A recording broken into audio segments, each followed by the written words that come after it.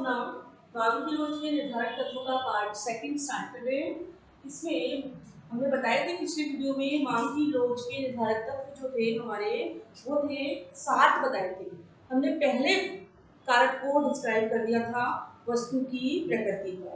आज हम दूसरा कारक या निर्धारक तत्व बोल सकते हैं इसको हम डिस्क्राइब करने जा रहे हैं। दूसरा जो तत्व है वो है प्रतिस्थापन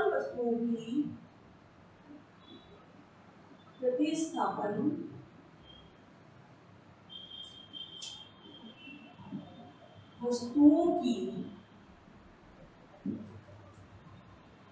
उपलब्धता का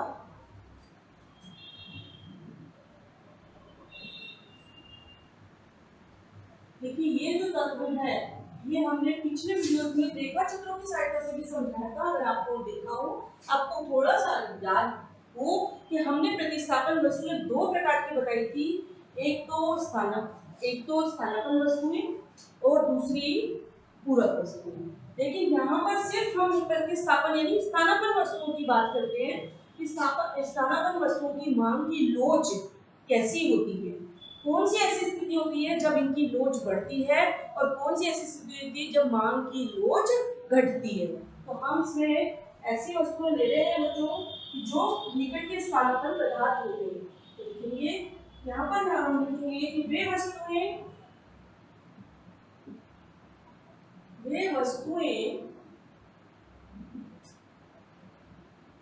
जिनके निकट मतलब समीप या हम अल्टरनेट बोल सकते हैं, जिनके निकट के स्थानापन्न नाम से पता चल रहा है प्रतिस्थापन या स्थानापन्न कहने का मतलब एक वस्तु के स्थान पर दूसरी वस्तु का प्रयोग। अगर एक वस्तु की कीमत बढ़ रही है तो हम दूसरी वस्तु को प्रयोग में ले सकते हैं। वे वस्तुएं जिनके निकट के स्थानापन्न पदार्थ होते हैं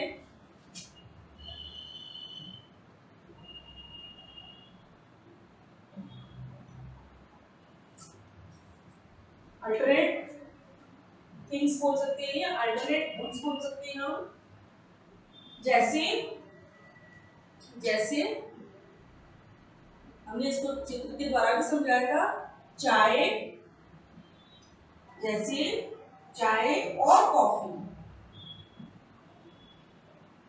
ये हमने उदाहरण दिया। अगर चाय की कीमतें बढ़ जाती है तो उपभोक्ता किसकी तरफ आकर्षित हो जाते हैं, कॉफी को खरीदने के लिए। जैसे ही कॉफी की कीमत बढ़ जाती है तो वापस उपभोक्ता चाय की तरफ आकर्षित हो जाते हैं। तो ऐसे पदार्थ जिनके निकट स्थानापन्न पदार्थ होते हैं तो उनकी जो मांग की लोच है, अगर हम देखेंगे इसकी मांग की लोच कैसी होगी। उनकी जो मांग की लोच है,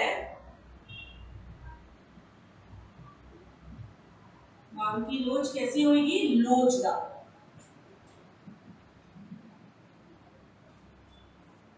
समझ में लोचदार होगी कहने का मतलब ED ग्रेटर देन 1, अधिक लोचदार दिखा दिया हमने।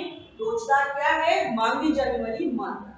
तो हमने इसमें प्रतिस्थानापन्न वस्तुओं में हमने 2 चीज देखी।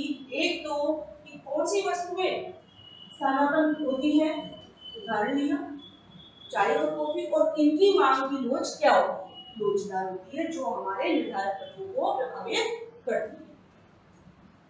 दूसरी चीज हमने इसमें एक वस्तु ले ली, इसमें अगर कोई वस्तु स्थानापन्न नहीं हो, वस्तु स्थानापन्न ही नहीं है, अल्टरनेट ही नहीं उसका, क्या होगा उस स्थिति में, हमारी मांग की लोच बहुत कम होगी। तो हमने एक स्थिति तो ये, दूसरी स्थिति वे वस्तुएं जिनके निकट के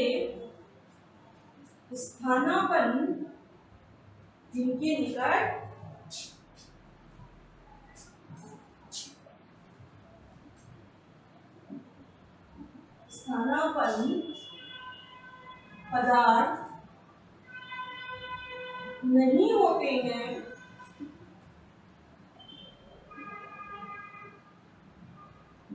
ऐसी कौन सी वस्तु, हम उदाहरण ले सकते हैं जैसे गेहूं, हम इसकी जगह अल्टरनेट यूज नहीं कर सकते हैं। गेहूं हमारी अति आवश्यक वस्तु है, हमें खानी नहीं खानी है, हम नहीं ले सकते, तो उस स्थिति में मांग की लोच जो है वो क्या होगी। थोड़े दिन तो हम चेंज कर सकते हैं अपने अल्टरनेट को, लेकिन ये नहीं है कि अगर उसकी कीमतें बढ़ी है तो हम हमेशा ही दूसरी वस्तु को यूज लेते जाएंगे। तो इस स्थिति में यहाँ पर मांग की लोच कम लोचदार होती है, लोचदार तो है लेकिन लेस देन। ऐसे समझो बच्चों, तो हमने प्रतिस्थापन वस्तुओं की उपयोगिता पढ़ी कि प्रतिस्थापन वस्तुएं जब है हमारे पास कि उसके बदले हम उसको यूज कर सकते हैं, लेकिन जब होती है तो मांग की लोच कैसी होती है, और अगर उसके निकट स्थान पर पदार्थ नहीं होते हैं तो मांग की लोच हमारी कैसी होती है। तो हमें ये बताना है कि मांग की लोच को निर्धारित करने वाले ये जो तत्व है, इसीलिए प्रतिस्थापन वस्तुओं की जो उपलब्धता है वो मांग की लोच को प्रभावित करती है। किस तरीके से करती है, हमने 2 पॉइंटों से आपको समझाया कि ऐसी वस्तुएं जिनके स्थानापन्न वस्तु है तो उसकी लोचदार है मांग, और अगर नहीं है तो कम लोचदार है। तो हमने उदाहरण से समझाया आपको। अब हम जो समझाने जा रहे हैं वो है तीसरा कारक या तीसरा निर्धारक तत्व,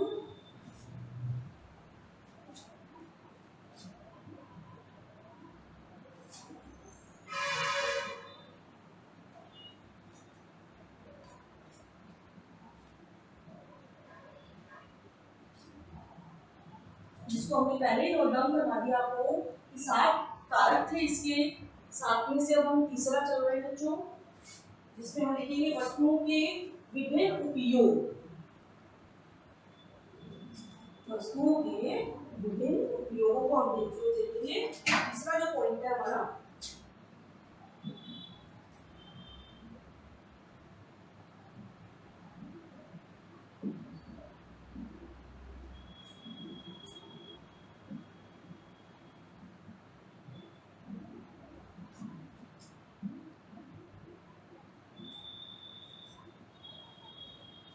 वस्तुओं के विभिन्न उपयोग जो है वो मांग की कीमत को कैसे प्रभावित करती है बच्चों, यही बताना चाह रहे हैं कि एक वस्तु का हम प्रयोग जो है, यूज जो है वो अलग अलग क्षेत्र में या अलग अलग तरीके से कैसे कर सकते हैं।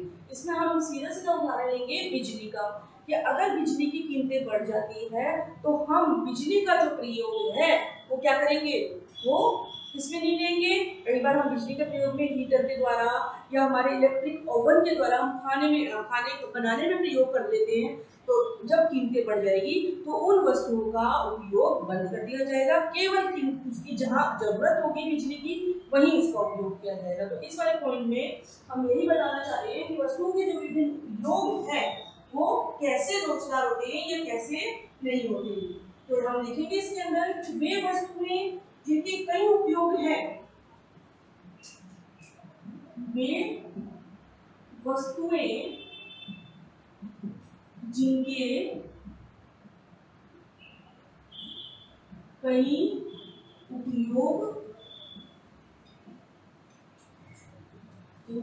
उपयोग होते हैं, जिनके कई उपयोग होते हैं, उनकी मांग कैसी होती है बच्चों, उनकी मांग लोचदार होती है। क्यों होती है, क्योंकि डिमांड बढ़ जाती है उस चीज की, क्योंकि हम कई चीजों में उसका यूज कर रहे हैं, तो उसकी ऑटोमेटिकली मांगी जाने वाली मात्रा क्या होगी, ज्यादा होगी। ज्यादा होगी तो मुझे लगता है उसको उनकी मांग लोचदार होती है। अब हम बता सकते हैं कि जब उनकी मांग लोचदार होगी तो उन वस्तुओं की कीमतें क्या होगी, काफी बड़ी होगी। इन वस्तुओं की कीमतें, इन वस्तुओं की कीमतें क्या हो जाती है, डिमांड बढ़ जाती है तो काफी बढ़ जाती है, कीमतें बढ़ जाती है, क्योंकि इस वस्तु की डिमांड बहुत ज्यादा आती है। जिस वस्तु की डिमांड ज्यादा आती है या जिन चीजों की डिमांड ज्यादा आ जाती है उनकी कीमतें बढ़ जाती है, क्योंकि क्या है, पूर्तिकर्ता उन वस्तुओं को पूरा नहीं कर सकता समय पर, तो उसकी डिमांड बढ़ा देता है या उसकी वस्तु की कीमतें बढ़ा देता है। तो उपभोक्ता क्या करेगा, इनका दूसरे उपयोगों से प्रयोग घटाकर, तो उपभोक्ता जब कीमतें बढ़ जाएगी तो उपभोक्ता भी क्या करेगा, तो जैसे हमने बताया था कि उपभोक्ता इनका दूसरे उपयोगों से, इनका उपयोग दूसरे उपयोगों से प्रयोग घटाकर या उपयोग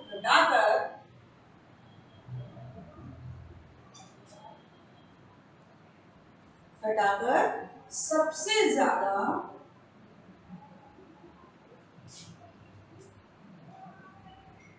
प्रयोग में आने के लिए करेगा। जो जिसका यूज जिसमें सबसे ज्यादा चाहिए, आवश्यकता है, उसी यूज का यूज वो करेगा। जैसे बिजली की दरों में वृद्धि, जैसे अभी हमने उदाहरण भी दिया था, जैसे बिजली की दरों में वृद्धि करेगा, मतलब कीमतों में,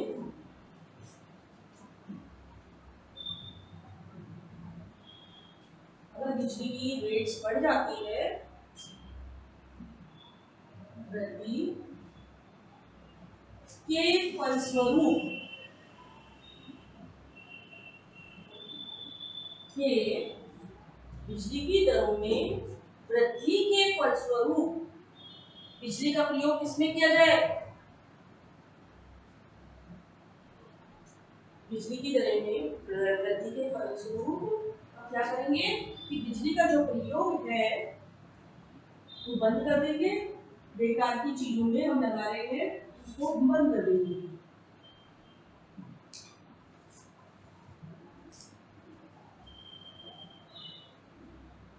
बिजली का प्रयोग सबसे इम्पोर्टेंट चीज है कि पानी गर्म करने में या खाने बनाने में नहीं। पानी गर्म कई बार होता है कि अगर बिजली की दरें सस्ती होती है तो हम हीटर, गीजर और अपनी इलेक्ट्रिक ओवन इनका ज्यादा प्रयोग करते हैं, क्योंकि बिजली की दरें हमारे गैस में सस्ती पड़ती है, तो उपभोक्ता इस तरीके का उसका यूज करता है। तो ये कारक भी मांग की यूज को बहुत ही प्रभावित करता है। तो जैसे ही कीमतें बढ़ रही है तो हम उसका प्रयोग क्या करेंगे, उसकी जहां जरूरत है वहीं प्रयोग करेंगे। तो जैसे पानी गर्म करने या खाना बनाने में नहीं करें।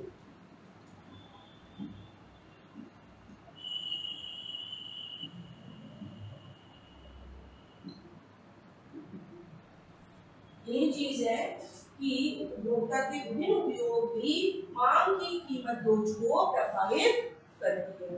तो आपका जो तीसरा कारक है बच्चों, समझ में आ गया होगा। हमने पहला कारक पिछले वीडियो में बताया था, वस्तु की प्रकृति, दूसरा हमारा प्रतिस्थापन वस्तुओं की उपयोगिता, और तीसरा वस्तुओं के विभिन्न उपयोग। अब हम चौथा अपना कारक बता रहे हैं,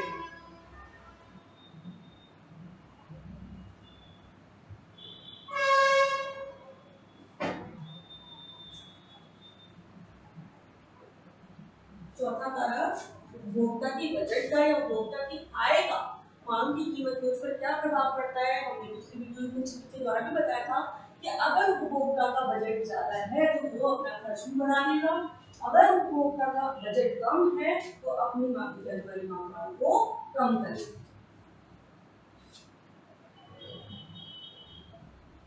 उपभोक्ता का बजट ही सबसे इम्पोर्टेंट है, वस्तुओं की निर्धारित करके वस्तु मांग की बोझ को कैसे प्रभावित करता है।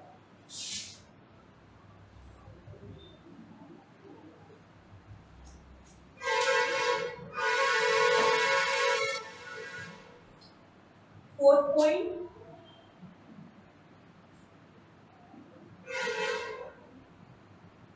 उपभोक्ता का बजट, उपभोक्ता का बजट में इस वस्तु की महत्ता, इंपॉर्टेंस, इस वस्तु की महत्ता। ये जो आपका टॉपिक है, ये पॉइंट है, मांग की कीमत लोच को बहुत ही प्रभावित करती है। इसके अंतर्गत उपभोक्ता का बजट यानी उपभोक्ता की आय प्रभावित होती है कि अगर उपभोक्ता की आय बढ़ती है तो जिस वस्तु की इसकी जरूरत है, इंपॉर्टेंस है, उस पर वो ज्यादा खर्च करेगा, और जिस वस्तु की कीमत कम होती है या उपभोक्ता को उस वस्तु की आवश्यकता नहीं है तो वो अपनी मांगी जाने वाली मात्रा को कम कर देगा। तो वो वस्तु की इंपॉर्टेंस के ऊपर है कि वस्तु की प्रकृति किस तरीके की है। जैसे हमने बताई थी, 3 वस्तुओं की प्रकृति बताई थी, तो वस्तु की किस तरीके की प्रकृति है, उपभोक्ता अपने खर्च को उस तरीके से घटा या बढ़ा सकता है। इसके अंतर्गत हम देखते हैं कि अगर उपभोक्ता यदि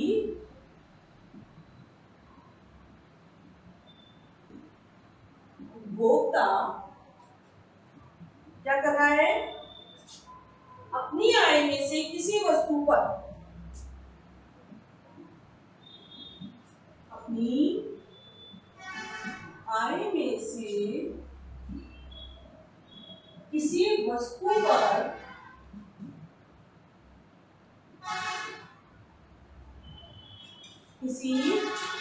पर कम अनुपात में खर्च करता है, किसी वस्तु पर कम अनुपात में यानी कि कम मात्रा में खर्च करता है, तो ऐसी वस्तु की मांग की लोच कैसी होगी बच्चों, ऐसी वस्तु की मांग की लोच बहुत कम होगी। तो किसी वस्तु पर कम अनुपात में खर्च करता है तो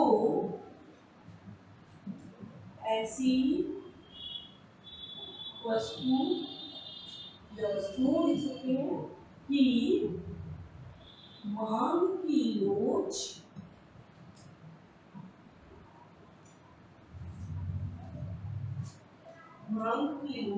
बहुत कम होती है।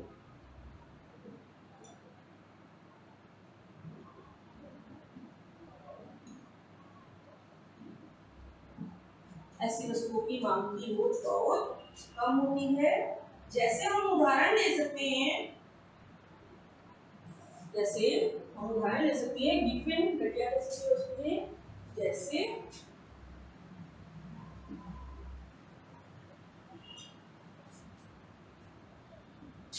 सेफ्टी पिन, माचिस, पेंसिल आदि।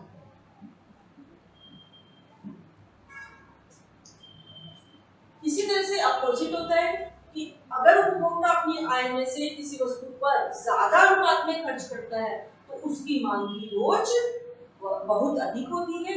जैसे हम बता सकते हैं कार।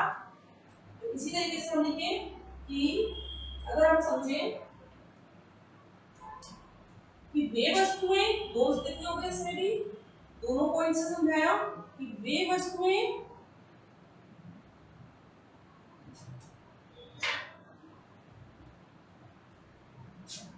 जिन पर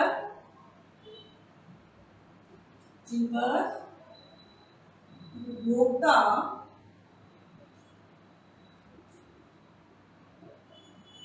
अपनी आय का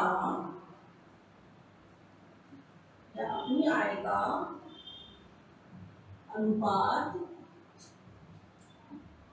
ज्यादा खर्च करता है, अपनी आय का अनुपात ज्यादा खर्च करता है, यानी कि उनकी अकॉर्डिंग, आय के अकॉर्डिंग करता है तो ऐसी वस्तु की मांग की लोच अत्यधिक होती है, यानी कि बहुत लोचदार होती है।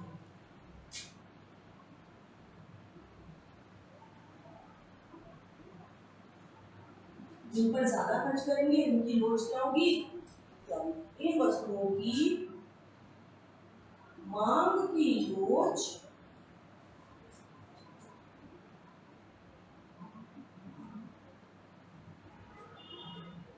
अधिक होती है। मांग की लोच अधिक होती है। जैसे उदाहरण दे सकते हैं लग्जरी गुड्स का, जैसे कार इत्यादि। इस तरीके की वस्तुएं या उपभोक्ता का बजट उस वस्तु की इंपॉर्टेंस पे डिपेंड करता है कि वो वस्तु कितनी इंपॉर्टेंस है उपभोक्ता के लिए, या उसकी जो आय है वो उस तरीके से कितना उसके ऊपर वो खर्च करने के लिए तैयार है, तो वो वस्तु की प्रकृति पर निर्भर है। अगर उपभोक्ता उस वस्तु पर ज्यादा खर्च करता है तो वो ज्यादा लोचदार होगी उसकी मांग की लोच। अगर उपभोक्ता उस वस्तु पर कम खर्च करता है तो वो उसकी मांग की लोच जो है वो बहुत कम होगी। इसी तरह से हम अगले पॉइंट पर चलते हैं अपने उपभोग को स्थगित करना।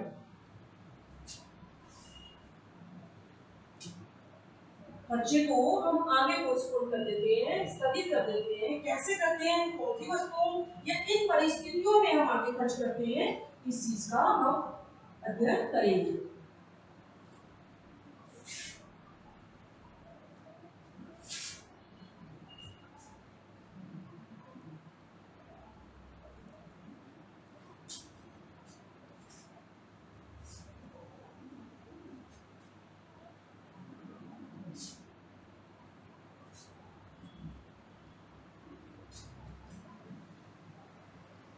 जैसे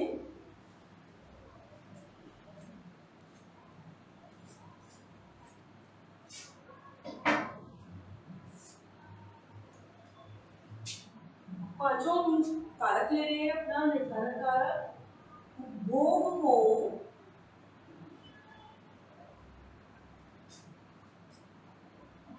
स्थगित करना।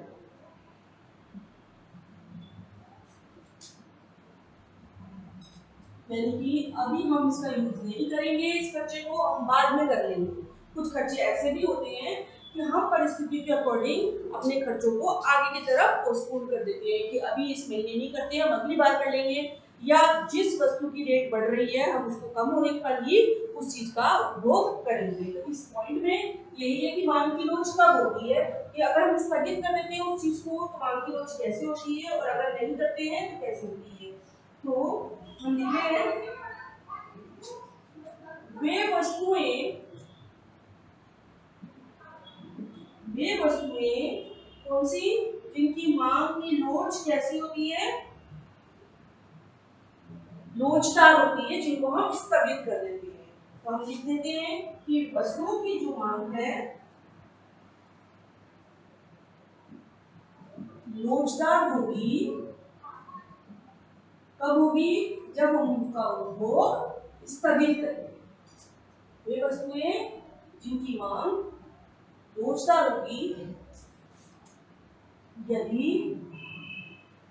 हम उपभोग को क्या करें, स्थगित करें, पोस्टपोन करें।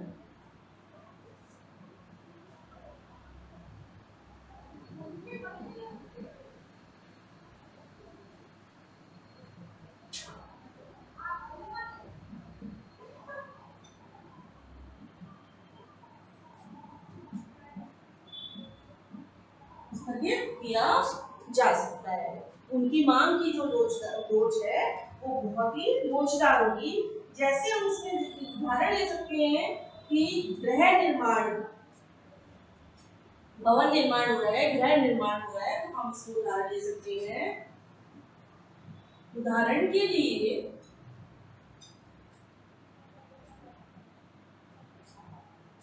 गृह निर्माण की मांग।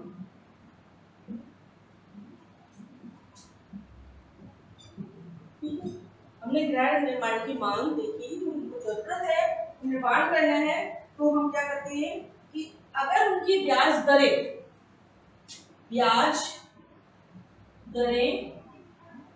अधिक होती है, यानी कि कीमत बढ़ गई अधिक हो, तो क्या होगा?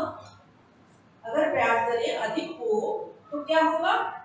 हम क्या करेंगे? अपनी मांग को कम कर देंगे, यानी कि हम गृह निर्माण के लिए जो हमने ऋण लेना है या हम लोन उठा रहे हैं, तो हम लोग उस लोन को क्या कर देंगे? कम कर देंगे। अगर ब्याज दरें अधिक हो तो ऋणों की मांग क्या हो जाएगी? कम हो जाएगी। तो कहने का मतलब है कि जो हमारे उपभोग है, कुछ उपभोग ऐसे हैं जिनको हम स्थगित करेंगे तो उनकी मांग की लोच बहुत अधिक होगी, और कुछ ऐसे डिमांडेबल चीज होगी कि हमें बनानी चीज है, ये आवश्यकता है, तो हम ब्याज दरें ज्यादा भी हो जाएगी तो भी बनाएंगे, तो भी ऋण लेंगे, और हम उस ऋणों को चुकाने के लिए ब्याज भी ज्यादा दे सकते हैं। तो ये जो पॉइंट है बच्चों, वो इस चीज को डिनोट कर रहा है कि उपभोग को स्थगित करना। अगर स्थगित कर देते तो हमारी डिमांड या मांग की रोजगार मांग जो है वो बहुत बढ़ जाती है। अगला पॉइंट आता है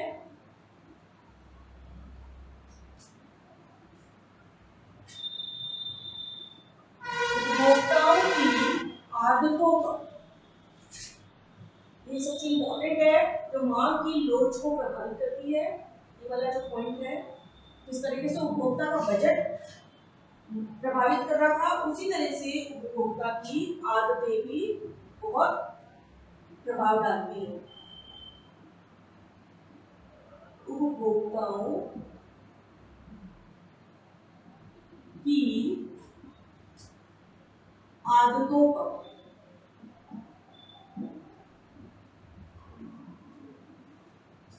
देखिए, मांग की लोच जो है वो उपभोक्ताओं की आदतों पर किस प्रकार प्रभावित करती है कि अगर उपभोक्ता अपने फैशन, रुचि या उनमें परिवर्तन करता है, या पुराने टाइप की चीज नहीं लेता और नए टाइप की चीजों को इंटरेस्ट से खरीदता है, तो उन वस्तुओं की मांग की लोच ज्यादा होगी जिनको वो अधिक मांग करता है।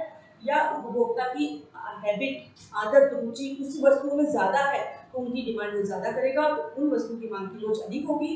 जिनकी वो मांग की लोच कम करेगा, जिन वस्तुओं की उसको नहीं चाहिए और फैशन की हो गई वो वस्तुएं, उन वस्तुओं की मांग की लोच कम होगी। तो यही चीज सिखा है इसमें कि अगर हम बताएं कि कौन सी ऐसी वस्तुएं हैं या कौन सी हैबिचुअल उपभोक्ताओं की वस्तुएं होती है तो मांग की लोच को प्रभावित करती है। देखिए, वे वस्तुएं जिनके उपभोक्ता आदी हो जाते हैं, लिख सकते हैं वे वस्तुएं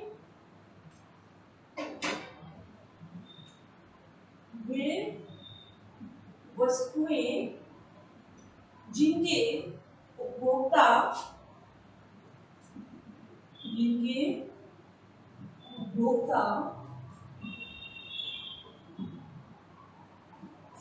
आदी हो जाते हैं, यानी कि आदत में आ जाती है, आदी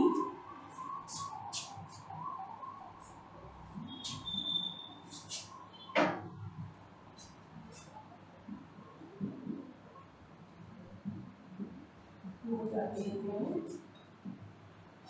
तथा इनकी मांग की लोच तथा इनकी मांग की लोच कैसी होती है? बेलोच होती है।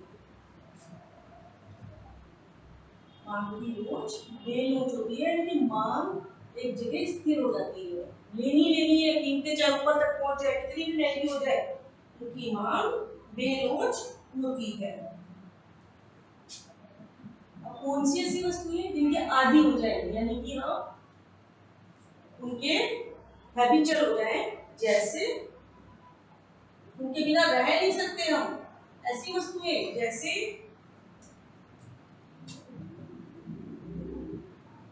सिगरेट, तंबाकू आदि का सेवन। तो इनकी क्या होगी मांग की लोच? बेलोच होता है। तो उदाहरण के लिए कौन से ऐसे आदतें हैं उपभोक्ताओं की जिनकी कीमतें बढ़ भी जाए तो भी वो खरीदेंगे, कम हो जाए तो भी वो खरीदेंगे, इनकी उपभोक्ता की मांग बिल्कुल बेलोच रहेगी। अगर इन वस्तुओं पर गवर्नमेंट जो है वो टैक्स भी बढ़ा दे तो भी इन वस्तुओं का उपभोग कम नहीं किया जा सकता। ये ऐसी वस्तु है, का मतलब कि इन वस्तुओं पर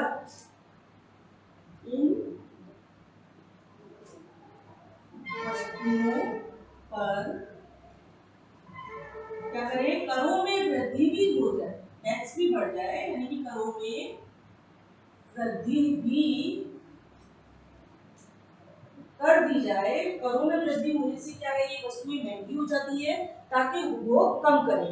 लेकिन इन वस्तुओं पर ऐसे है कि अगर इनमें करों में भी वृद्धि हो जाए, कर दी जाए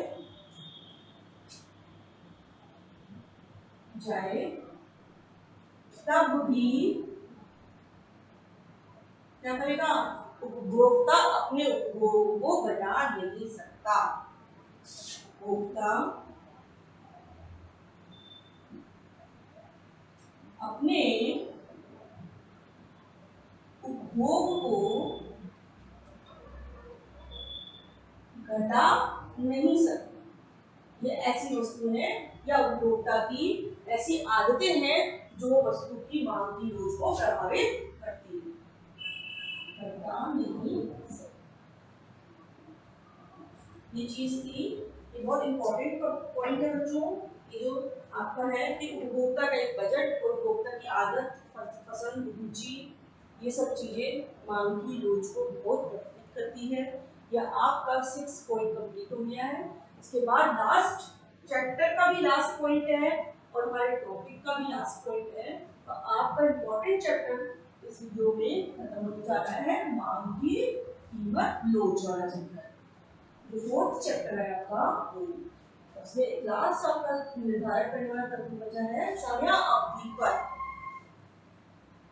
समय अवधि कैसे प्रभाव डालती है मांग की कीमत रोज को, या मांग की रोज को कैसे प्रभावित करती है, ये चीज हम बता रहे हैं। जैसे 7वां पॉइंट हमारा था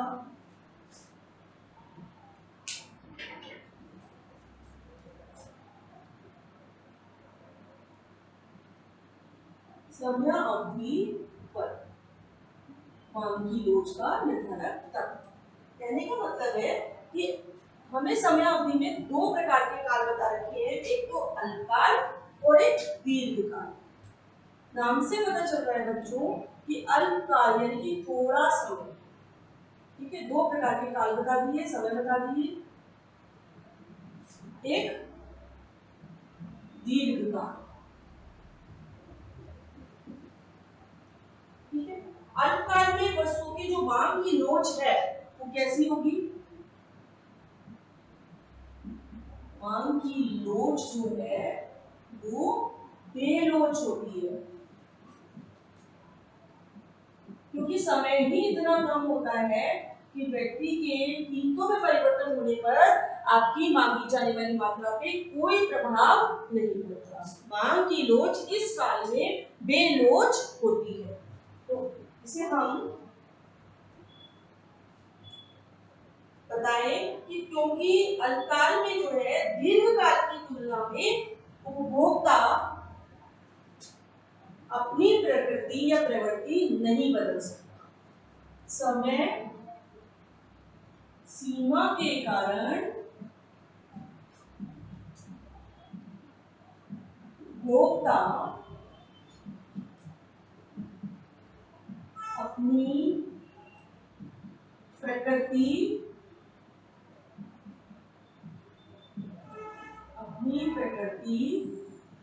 नहीं बदल सकता। इंपॉर्टेंट पॉइंट, क्योंकि समय सीमा ही इतनी होती है।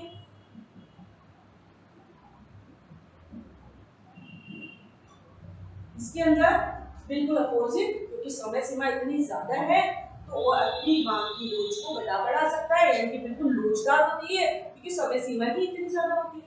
इसमें बिल्कुल इसका अपोजिट होता है कि समय क्या है, इसमें मांग की जो लोच है दीर्घकाल में वो क्या होगी, बहुत लोचदार होगी। मांग की लोच दीर्घकाल में कैसी होगी बच्चों, क्यों होगी? क्योंकि समय सीमा अधिक होती है। मांग की लोचदार होती है इस टाइम पीरियड में, क्योंकि समय हमारे पास ज्यादा है। डिमांड, वस्तु की मांगी जाने वाली मात्रा समय के आधार पर बदली और कम या ज्यादा की जा सकती है। कारण लिख सकते हैं आप इसमें भी, क्यों होती है? क्योंकि उपभोक्ता के पास क्या होता है?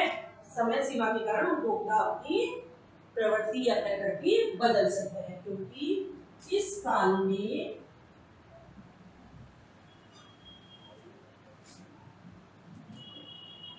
उपभोक्ता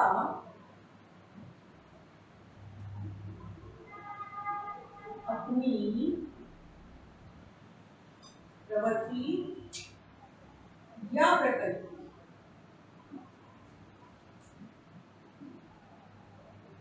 बदल सकता है। तो आपके इस तरह सातों कारक मांग की कीमत लोच को प्रभावित करने वाले तत्व, मांग की लोच को प्रभावित करने वाले तत्व अलग थे, है दिखने में सिमिलर ही है, क्योंकि मांग और मांग की लोच एक ही बात है, लेकिन इन तत्वों को 7 भागों में बांटा है और उनको इंपॉर्टेंट तत्वों में 5 भागों में बांटा है। तो हमने देखा कि समय अवधि भी मांग की लोच को कैसे प्रभावित कर रही है बच्चों, कि समय अवधि के कारण मांग की लोच में कैसे फ्लेक्सिबिलिटी आती है। समय अवधि को भी हमने 2 भागों में बांटा है, अल्पकाल और दीर्घकाल।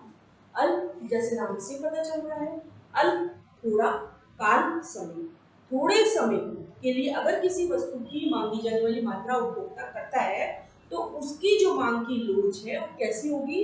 बेलोच होगी। क्यों होगी? क्योंकि इस काल में या इस समय पीरियड में उपभोक्ता के द्वारा जो मांगी जाने वाली मात्रा है वो बदल नहीं सकता, क्वांटिटी को वो बहुत ज्यादा नहीं बढ़ा सकता, क्योंकि समय ही हमारे पास इतना कम है। जितनी वो डिमांड कर रहा है उसे उस समय की सीमा के अंतर्गत उस चीज को मिल जाती है। इसीलिए हमने ये कहा है कि उपभोक्ता अपनी प्रवृत्ति या प्रकृति को इस काल के अंतर्गत नहीं बदल सकता। इसी तरह से बच्चों समय अवधि के काल को हमने 3 काल में बांटा है। दूसरा काल दीर्घ नाम से पता चल रहा है, लंबा काल समय, लंबा समय जिसके अंतर्गत मांग की लोचदार होती है, उसमें उपभोक्ता अपनी मांगी जाने वाली मात्रा को अत्यधिक बढ़ा सकता है, कम भी कर सकता है, अगर उसकी वस्तु की प्रकृति किस प्रकार की है, उसकी वस्तु की इंपॉर्टेंस पर डिपेंड करती है कि मांग की जो लोच है वो, ये मांग की जो वस्तु मांगी जाने वाली वस्तु जो है वो किस प्रकार की है। तो इस तरीके से हम इस समय अवधि में दीर्घ काल में मांग की लोच कैसी होती है? लोचदार होती है। क्यों होती है? क्योंकि इसमें समय सीमा अधिक होती है। अधिक होने के कारण उपभोक्ता भी अपनी रुचि, पसंद, प्रकृति, प्रवृत्ति सब में परिवर्तन कर सकता है। सबसे इम्पोर्टेंट चीज है कि परिवर्तन क्यों कर रहा है, किस कारण से कर रहा है? क्योंकि उसे अधिक समय मिल गया। अधिक समय मिल गया तो मांगी जाने वाली मात्रा भी अधिक लेगा, अधिक होगी तो उसकी मांग की लोच भी अधिक लोचदार होगी। कहने का तात्पर्य बच्चों समझ गए होंगे आप कि टाइम पीरियड भी यानी कि समय अवधि भी वस्तुओं की मांग की लोच को बहुत प्रभावित करती है। तो ये जो हमने तत्व पढ़े इम्पोर्टेंट है। अब आपको धीरे धीरे आपको इन वीडियोस में समझ में आ गया होगा कि मांग की कीमत लोच जो हमने चैप्टर पढ़ा वो इतना इम्पोर्टेंट है कि हमने उस चैप्टर में मांग की कीमत लोच की श्रेणियां भी पढ़ी और विधियां भी पढ़ी, साथ में हमने मांग की कीमत लोच के निर्धारक तत्व या कारकों का भी अध्ययन किया। तो अब आपका ये चैप्टर बच्चों कंप्लीट हो गया होगा। इम्पोर्टेंट चैप्टर है, ये यूनिट पूरी इम्पोर्टेंट है। मैं जब यूनिट करवा रही थी कि उपभोक्ता का व्यवहार, सेकेंड यूनिट थी आपके 12 नंबर की यूनिट, इन 3 चैप्टरों से बनी हुई है। ये तीनों चैप्टर 12 नंबर आपको कहीं नहीं छोड़ने, एक एक चीज आपको डिस्क्राइब की गई है हर वीडियो में। आप उसको समझें, पढ़ें और उसको रिवीजन करें, जिससे कुछ नहीं आए तो हमसे पूछें। सारे पॉइंट्स को, एक एक पॉइंट को आपको डिस्क्राइब कर करके बताया गया है, समझाया गया है बच्चों। इसे प्रैक्टिकली ले और अपनी कॉपी में नोट डाउन करके मुझे समय समय पर अपना होमवर्क चेक करवाते हुए। ओके बच्चों।